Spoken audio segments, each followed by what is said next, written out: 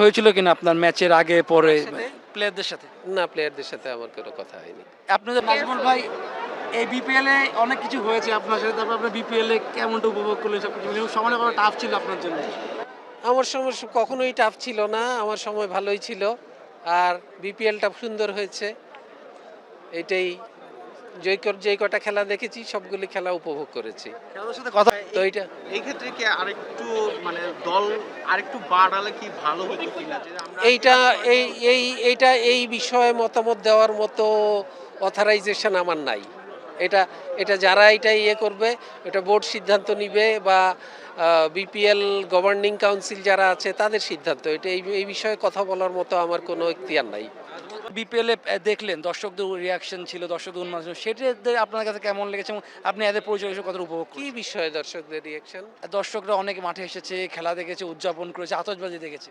অবশ্যই এই দর্শকরা, মানে একটা খেলার প্রাণ হচ্ছে দর্শকরা।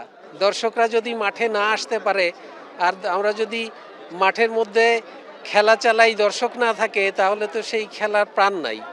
তো দর্শকরা আমাদের চাওয়া সবসময়ই হচ্ছে যে যত বেশি দর্শক আসবে তত বেশি খেলার উন্নতি হবে, তত বেশি মানুষ আরও বেশি আগ্রহ নিয়ে খেলা দেখতে আসবে, মানুষ খেলাটাকে উপভোগ করবে।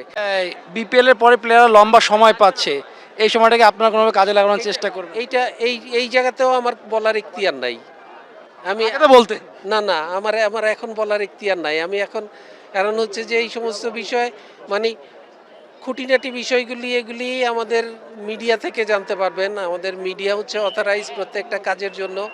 আমাদের মিডিয়ার চেয়ারম্যান আছে, মিডিয়ার ভাইস চেয়ারম্যান আছে, তাদের সাথে আপনারা সবসময় তাদের সাথে কথা বলতে পারেন।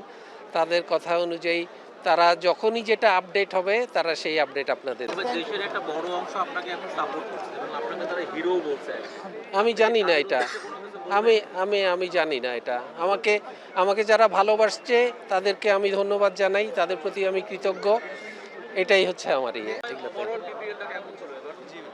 ভালো ছিল, আমার বিবেচনায় ভালো ছিল। ভাই, আমরা একটা নিউজ দেখছি, আপনি বলছেন যে আমি ফেসবুকে জনপ্রিয় হয়ে গেছি, এরকম কোনো কথা আমি কখনো বলি নাই। তাহলে মিডিয়াতে যে কথাটা আসছে সেটা মিডিয়াতে অনেক কথাই আপনারাই বলেন, আপনারাই আবার ওটা জিজ্ঞেস করেন, আমি জানি না। আপনারা বলেন মানে আপনি বলেন, আমি সেটা বলছি না। মিডিয়াতেই বলে। আমি নিজেও দেখি এমন অনেক কথা আছে যেগুলি আমি মানে বলা তো দূরে থাকে, আমার চিন্তার মধ্যে হয়তো আসে না, কিন্তু সেগুলি দেখি যে মিডিয়াতে চড়ে ঘুরে বেড়াচ্ছে। পরিচালক পদটা কতটা উপভোগ করছেন?